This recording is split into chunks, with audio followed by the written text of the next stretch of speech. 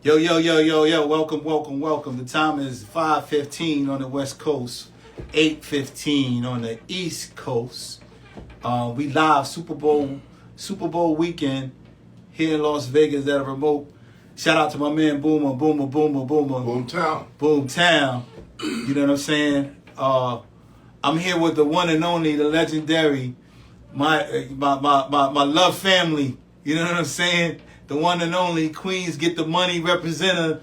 You know what I'm saying? My man ELove. ELove Global is in the building, ladies and gentlemen. Welcome to Behind the Records, brother. It's good. Yeah. That's right. Formless all day, every day. Healing tones. You know I have to do healing tones each and every Thursday. You know what I'm saying? Healing tones for anybody that's going through anything out there. Anybody that's, suffering loss. Man, I gotta say, rest in peace to my auntie, man. Unfortunately, you know what I'm saying, right there on Linden Boulevard, man, I can't even be there, but I'm there in spirit, man, and prayers for my family and for the Brown family, and I'm just prayerful, we live our lives, man, to do great things, man, and she definitely, it's going to be missed. And, to my Brown family, hold your head, man. But, we here remote. And me and my man, appreciate it, man. Me and my man Studio, Boomtown, you know what I'm saying? He's gonna jump in a little bit later. But, yo, I just want to talk and chop it up with my brother from Queens, man. ELove, man. Yo, man, brother. My first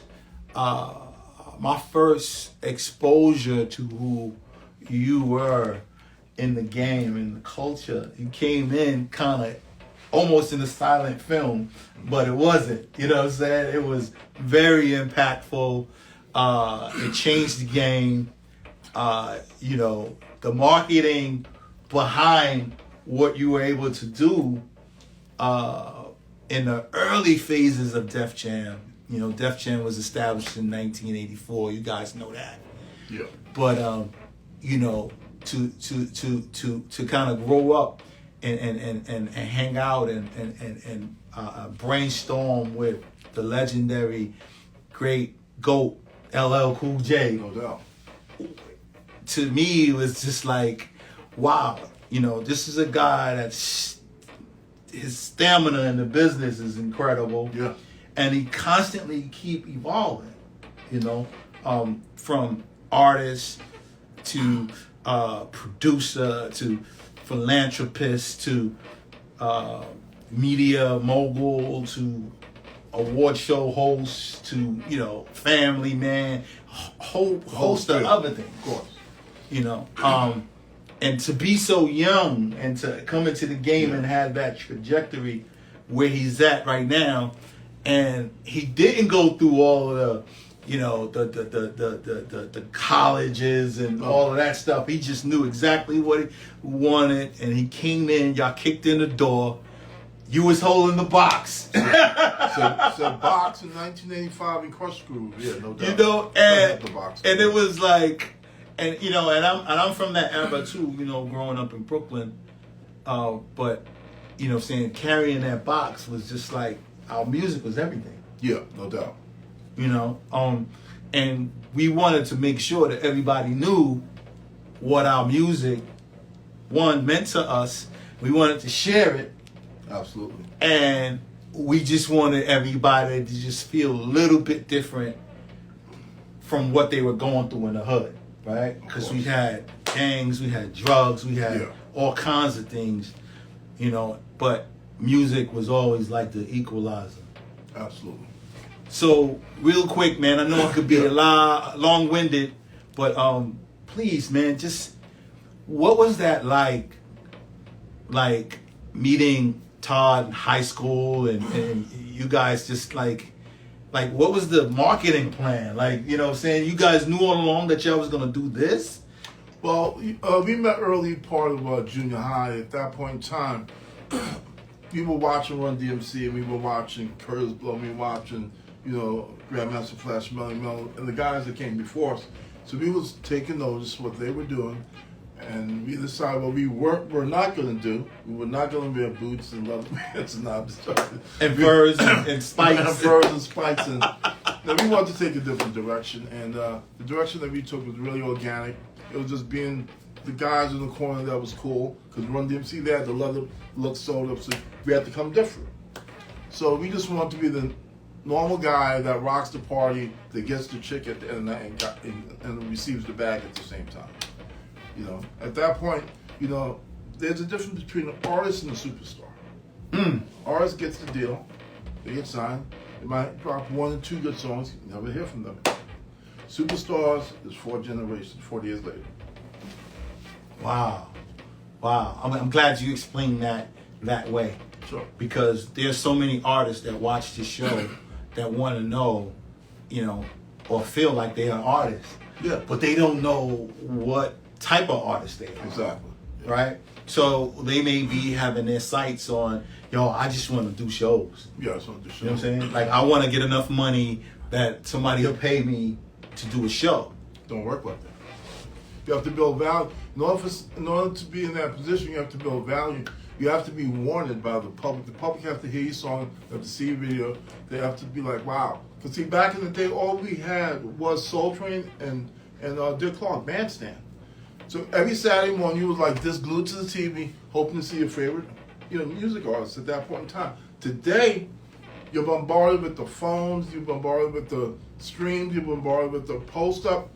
You see your artist every single day, so it's not that there's no suspense anymore. There's no mystery. Wow. No mystery. Because everything is shown off. You see everything Drake's doing. All you gotta do is go to his IG page. He'll post what he did today, what he wanted you to see, and so on and so on. You know. So there's really nothing to discover after that point. Well, there's always 1 or 2 things, but you know, the business is different now than it was back then. Back then, labels signed you, they put the money out for you, and they made you a star. If you played the role, if you played your position, they built your career. Just like they did Cool J, just like Ice Cube, just like Will Smith, just like Queen Latifah, just like Ice-T. Everybody that I mentioned is, if you notice, they're all on TV or films. That's what prolongs your career, because sometimes you might drop a song, that song might not work. So if you're on TV, if you're on the big screen, it prolongs your career and gives you enough time to come back with a hot song. Whereas back in days, you didn't have that option. You dropped the song, it didn't work. Man, the single's a flop. I have to go back to the studio. No. Today, you do TV, film, guest appearances. You can drop a single with somebody else and reheat yourself really fast. Right. So it's always so the secret sauce is to continue to work. Always keep working. Whether it's in music, you might have to jump on the small screen, you might have to jump on the big screen. That's the thing about today's artists. I don't see anybody in this genre, in today's music, that can fill those shoes down the road. No artist today is on TV. I don't see any artists on TV. I don't see any on film. They all have the same look. Everybody's tatted up, same jewelry. It's like, dude, can anybody please be original? Right. And an originality, along with hard work, gets you closer to having a long-standing career. Of course, definitely. Because, you know, I mean, so many artists that we go, where are they now? Exactly. You know, Yeah. That was an incredible record. Yeah. But where are they now? 5 years ago, where are you now? You know. Right. And like you said, you know, and that's an interesting point, that there's the modern day artists are not in film and television. Nobody's on TV, nobody's in film. Which to me is crazy, because you're making more movies nowadays than you did 20, 30, 40 years ago. There's much more streaming services, much more Netflix, Hulu, much more options than 40 years ago. Film and TV wise. You're gonna have those. So is it because there's not enough opportunity? There's not enough inventory in the film and television space? Or is it just that they don't set their sights on that? There's always a role for a black guy, whether it's a cop, detective, doctor, lawyer, or inmate. But you have to at least jump on that big screen or small screen and start your acting career. That goes with your music career. That brings your value up. Then that prolongs your career. Oh wow, that's very interesting, man. For your artists out there, I tell artists that I work with all the time that if you're not interested in getting an EGOT, then we're not having the right conversation. Exactly. And if you guys don't understand what an EGOT is, that's an Emmy, a Grammy, an Oscar, and a Tony. And all of those different sectors have levels of success and trajectory, right? So you have to be the best of the best in each of those categories to even be considered. And there's only a handful of artists that really have EGOTs.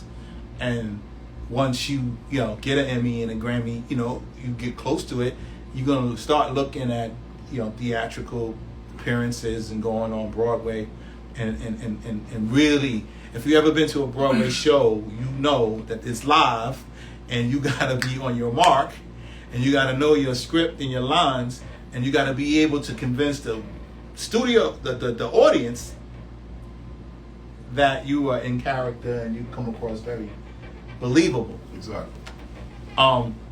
So you have, of course, Grammy for working with LL and Anita B and Rock Hall of Fame accolades.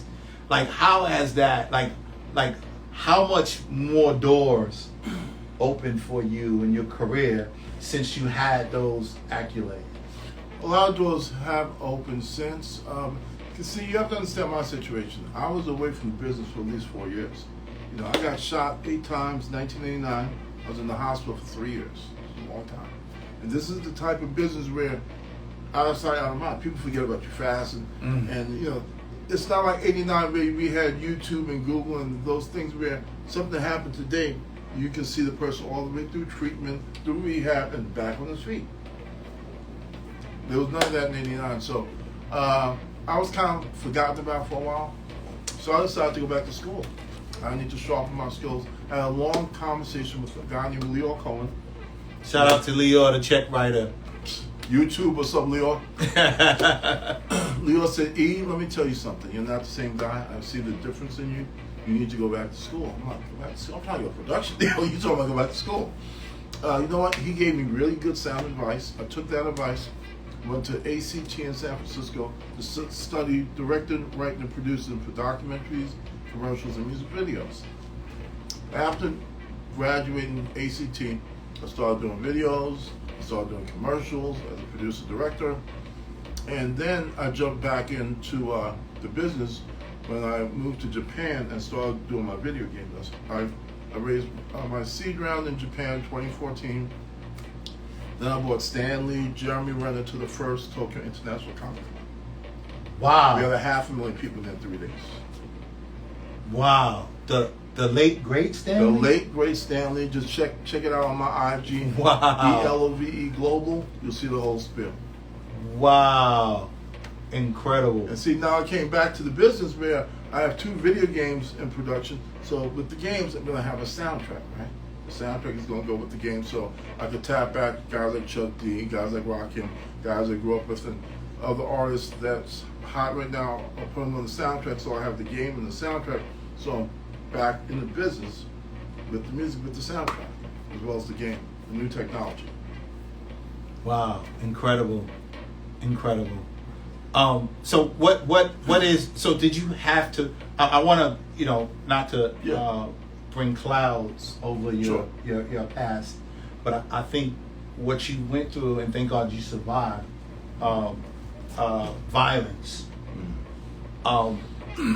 And we are surrounded around that type of energy, especially in this climate of music, hip hop. Oh yeah. And the incident happened in Jackson. That was the first time I got shot. Jackson, Mississippi, 1987. It was after the show. The mayor, the police commissioner that came and warned us earlier that one of the gang members is looking to kill one of you guys. They don't care which one. Somebody got his sister pregnant, and they took off. So he wants to pop a cap in somebody's ass because of that. So after the show, Cut was like, yo, I'm hungry, let's go get some food. I'm like, man, they told us don't leave. Man, I ain't worried about these motherfuckers down south. We get in the car, Cut had the keys to the van in his pocket, we took the van. It was me, Cut, and Cliff Love from Houdini. So we roll out to this place to go get some food. It's called Dairy Queen. But I didn't know that Dairy Queen was right across the street from where we just played. There's a bunch of people hanging out. Oh my gosh, so many people in the parking lot in Dairy Queen. This is like 2 o'clock in the morning. You go up in there, you got jewelry on the whole nine, and you're standing on the line, about to order. So Tony turned around, like, yo, what's this guy whispering like, lock the door. I said, yo, Jay, I think we're about to be rolled on. I'm going over the counter and through the back door. So they was like, yo, get him. So they rushed us. I jumped over the counter. On my way, I grabbed the fryer and threw it back at somebody that was on my ass. And I'm outside, being chased. Mob of guys are chasing me. Yo, pass me the pistol. Oh shit, they got a gun. Flying. I finally got hit right cheek, then in it came out. And I went through the swamp back on the other side. I had no idea how deep the swamp is. Keep in mind, I can't see. This is 2 o'clock in the morning. Jackson, Mississippi. I came up on the other side, climbed that fence. My hands were all bloody because I went over the barbed wires the first time over. I saw, yo, Eddie, yo. That's Cut in the van. Oh shit, he got the van. I came out. I said, yo. He got me in the van. He said, where's Cliff? Cliff went through the woods. Oh my God, I hope they didn't catch him. I said, yo, Jay, I got hit. Wow. Blood. Yeah. Wow. That was the first time. Shout out to Cliff Love, Cliff, my brother from Brooklyn, who is actually Mike Epps. Shout out to Mike Epps too, his cousin. Man, so yeah, that was number one. Wow. Number two was '89, South Jamaica. Both times it was by guys who look just like me and you. You don't have to worry about the Proud Boys. Worry about the Homeboys and the Proud Boys. And it was probably over something that had nothing to do with it. I don't know anybody in Jackson, Mississippi. We just did a show and you get some food and go back to the hotel. Wow. Well, thank God you survived that. And but you were away for 3 years. Yeah, I was in the hospital for 3 years, 1 year rehab. After I finally got back on my feet, I went to San Francisco to go attend a school called ACT, American Conservatory Theater. It's in San Francisco, downtown. And I lived in Marin County for 2.5 years while I went to school. And you received honors and proclamations in that conservatory. Yeah, I got a couple of accommodations, things like that. I was one of the top students when I graduated. And you've also done music videos. Some of the notables. Like, what was like your first directorial debut with, or producer's debut with video and film? Gangsta Party was one I worked on that with Gobi. Hold on, wait a minute. You just said Gangsta Party by Tupac Shakur. Yeah. And my man Gobi. Yeah. Tupac used to call him nosy ass Gobi. Right? Yeah. Shout out to Gobi. Yo, Gobi, Okay. my brother, what's good? You know, actually, Gobi got a documentary on Tupac. I heard about that.